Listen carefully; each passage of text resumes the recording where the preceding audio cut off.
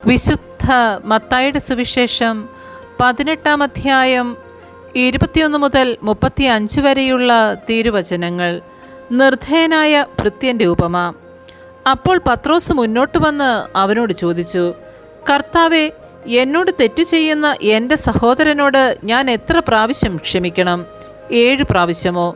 യേശു അരുളി ചെയ്തു, 7 എന്നല്ല 7 70 പ്രാവശ്യമെന്ന് ഞാൻ നിന്നോട് പറയുന്നു. സ്വർഗരാജ്യം തൻ്റെ സേവകന്മാരുടെ കണക്ക് തീർക്കാൻ ആഗ്രഹിച്ച ഒരു രാജാവിന് സദൃശ്യം. കണക്ക് തീർക്കാൻ ആരംഭിച്ചപ്പോൾ 10,000 താലന്ത് കടപ്പെട്ടിരുന്ന ഒരുവനെ അവർ അവൻ്റെ മുൻപിൽ കൊണ്ടുവന്നു. അവൻ അത് വീട്ടാൻ നിർവാഹമില്ലാതിരുന്നത് കൊണ്ട് അവനെയും ഭാര്യയെയും മക്കളെയും അവൻ്റെ സമസ്ത വസ്തുക്കളെയും വിറ്റ് കടം വീട്ടാൻ യജമാനൻ കൽപ്പിച്ചു. അപ്പോൾ സേവകൻ വീണ് നമസ്കരിച്ചുകൊണ്ട് പറഞ്ഞു, പ്രഭോ, എന്നോട് ക്ഷമിക്കണമേ, ഞാൻ എല്ലാം തന്നു വീട്ടിക്കൊള്ളാം. ആ സേവകൻ്റെ യജമാനൻ മനസ്സലിഞ്ഞ് അവനെ വിട്ടയക്കുകയും കടം ഇളച്ചു കൊടുക്കുകയും ചെയ്തു.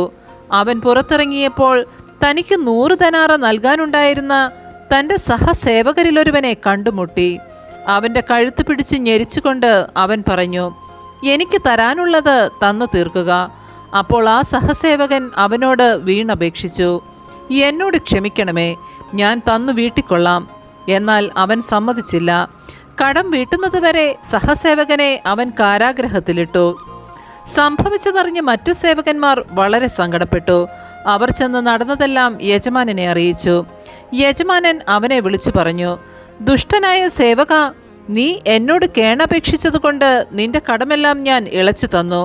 ഞാൻ നിന്നോട് കരുണ കാണിച്ചതുപോലെ നീയും നിന്റെ സഹസേവകനോട് കരുണ കാണിക്കേണ്ടതായിരുന്നില്ലേ?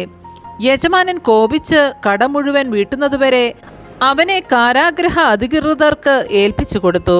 നിങ്ങൾ സഹോദരനോട് ഹൃദയപൂർവ്വം ക്ഷമിക്കുന്നില്ലെങ്കിൽ എൻ്റെ സ്വർഗസ്ഥനായ പിതാവ് നിങ്ങളോടും ഇതുപോലെ തന്നെ പ്രവർത്തിക്കും. നമ്മുടെ കർത്താവായ മിശിഹായ്ക്ക് സ്തുതി.